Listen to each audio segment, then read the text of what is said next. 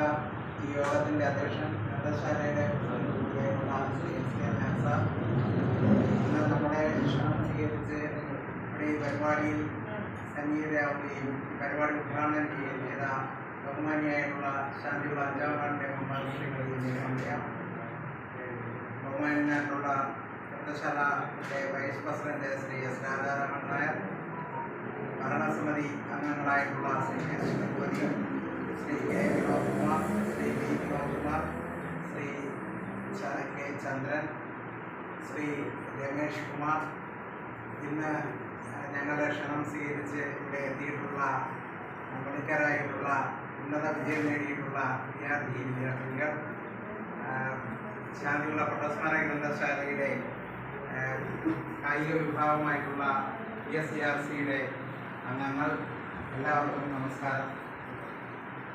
നമ്മുടെ CN പണിക്കരെ കുറിച്ച് വിദ്യാർത്ഥികളായിട്ടുള്ള ആൾക്കാരൊക്കെ കേട്ടിട്ടുണ്ടല്ലേ? കേട്ടിട്ടുണ്ടോ? കേൾക്കാത്ത ആരെങ്കിലും ഉണ്ടോ? CN പണിക്കരെ നിങ്ങളിപ്പോൾ വായന പക്ഷാചരണവും അല്ലേ, വായന ദിനമൊക്കെ ആചരിച്ചു. അപ്പോൾ PN പണിക്കരുടെ മരണദിനമായിട്ടുള്ള ജൂൺ 19 അന്നാണ് സർക്കാർ വായനാ ദിനമായിട്ട് ആചരിക്കുന്നത്. എന്തുകൊണ്ടാണ് PN പണിക്കരെ ഇത്രയും നമ്മുടെ കേന്ദ്ര സംസ്ഥാന സർക്കാരുകളും ലൈബ്രറി കൗൺസിലും ഒക്കെ ഇത്രയേറെ PN പണിക്കരെ ബഹുമാനിക്കാനുള്ള ഒരു കാര്യം എന്താണ് എന്ന് നമ്മൾ ചിന്തിച്ചിട്ടുണ്ട്. എന്താണ് കാര്യം? ഒരുപാട് ഉന്നതരായിട്ടുള്ള വ്യക്തികൾ നമ്മുടെ നാട്ടിൽ ജനിക്കുകയും ജീവിക്കുകയും അവരുടെ കർമ്മമണ്ഡലമൊക്കെ കഴിഞ്ഞ് അവർ മരിക്കുകയൊക്കെ ചെയ്തു. പക്ഷേ PN പണിക്കരോട് എന്തുകൊണ്ടാണ് ഇത്രയേറെ? അദ്ദേഹം ഒരു രാഷ്ട്രീയ പ്രസ്ഥാനത്തോടൊന്നും ബന്ധമില്ല. ഗ്രന്ഥശാല സംഘവും അതോടൊപ്പം തന്നെ ഗ്രന്ഥശാല, അനൗപചാരിക വിദ്യാഭ്യാസ സമിതി, ഇതിൻ്റെയൊക്കെ സംഘാടകരും അതിൻ്റെ പ്രവർത്തകരുമായിരുന്നു. എന്തുകൊണ്ടാണ് അദ്ദേഹത്തെ ഇത്രയേറെ ആദരിക്കപ്പെട്ടിട്ടുണ്ട് എന്ന് ചിന്തിച്ചിട്ടുണ്ടോ? എന്താണ് പറയൂ, ആർക്കെങ്കിലും അറിയെങ്കിൽ പറയൂ.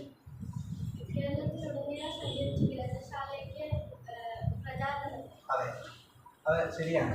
കേരളത്തിലെ ഉടനീളം എന്ന് പറഞ്ഞാൽ കേരളത്തിൻ്റെ തെക്കേ അറ്റം തൊട്ട് വടക്ക് കാസർഗോഡ് വരെയുള്ള ഭാഗത്ത് അദ്ദേഹം സഞ്ചരിക്കുകയും നമ്മുടെ നാട്ടിലെ ഗ്രാമങ്ങളിൽ ഒരു ഗ്രാമത്തിൽ പോലും ഒരു ഗ്രന്ഥശാല ഇല്ലാത്ത ഒരു ഗ്രാമവും നമ്മുടെ കേരളത്തിൽ ഉണ്ടാകാൻ പാടില്ല എന്നുള്ള ഒരു കാഴ്ചപ്പാടോടുകൂടി അദ്ദേഹം കാൽനടയായിട്ട് 1970 ഗ്രന്ഥശാല സംഘത്തിൻ്റെ 25 വർഷം, അത് സ്ഥാപിച്ച് 25 വർഷം കഴിയുന്ന ആ സമയത്ത് രചിത ജോലി ആഘോഷങ്ങളുടെ ഭാഗമായിട്ട് അദ്ദേഹം വായിച്ച് വളരുക, ചിന്തിച്ച് വിവേകം നേടുക എന്ന് പറയുന്ന ആ ഒരു മുദ്രാവാക്യം ഉയർത്തിക്കൊണ്ട് അദ്ദേഹവും ഗ്രന്ഥശാലയുടെ പ്രവർത്തകരുമായി കാൽനടയായിട്ട് നമ്മുടെ ഗ്രാമഗ്രാമാന്തരങ്ങളിലൂടെ സഞ്ചരിക്കുകയും താല്പര്യമുള്ള ആളുകളെയൊക്കെ തന്നെ ഗ്രന്ഥശാല പ്രസ്ഥാനവുമായിട്ട് യോജിപ്പിച്ചുകൊണ്ട് എല്ലാ സ്ഥലങ്ങളിലും ഒരു ചെറിയ ഗ്രന്ഥശാലയെങ്കിലും, ഒരു വായനശാലയോ ഗ്രന്ഥശാലയോ എങ്കിലും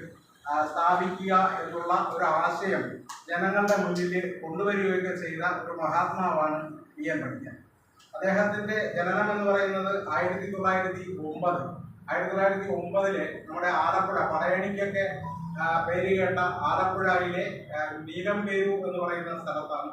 അദ്ദേഹത്തിൻ്റെ പിതാവിൻ്റെ പേര് ഗോവിന്ദപിള്ള, അമ്മ ജാനകിയമ്മ. അവരുടെ മകനായി ജനിച്ചു.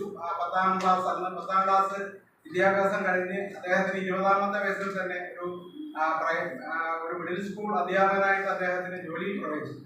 പക്ഷേ ഈ കാലഘട്ടത്തിൽ സാധാരണ നമ്മളൊക്കെ എന്താണ് ചെയ്യാറുള്ളത്? നമ്മുടെ പഠിത്തം, കുട്ടിക്കാലവും ഒക്കെ, യൗവന കാലത്തൊക്കെ നമ്മൾ ചെയ്യുന്നത് കളിക്കാൻ പോകും അല്ലേ? അങ്ങനെയല്ലേ? ഞാനും അങ്ങനെയായിരുന്നു, നിങ്ങളും അങ്ങനെയൊക്കെ ആയിരിക്കും എന്നാണ് വിശ്വസിക്കുന്നത്. അപ്പോൾ അങ്ങനെയുള്ള ആ ഒരു കൗമാരത്തിൻ്റെയും ബാല്യത്തിൽ നിന്ന് കൗമാരത്തിലേക്കും ഒക്കെ വരുന്ന സമയത്ത് സാമൂഹ്യ പ്രതിബദ്ധതയോടുകൂടി തൻ്റെ നാട്ടിൽ ഒരു ഗ്രന്ഥശാല സ്ഥാപിച്ചുകൊണ്ടാണ് അദ്ദേഹത്തിൻ്റെ സാമൂഹ്യ പ്രതിബദ്ധത അദ്ദേഹം തെളിയിച്ചത്. അദ്ദേഹം നീലംപേരൂർ എന്ന് പറയുന്ന സ്ഥലത്ത് അദ്ദേഹത്തിൻ്റെ 16ാമത്തെ വയസ്സിൽ കഴിഞ്ഞപ്പോൾ സനാതന ധർമ്മം എന്ന് പറയുന്ന ഒരു ഗ്രന്ഥശാല അദ്ദേഹം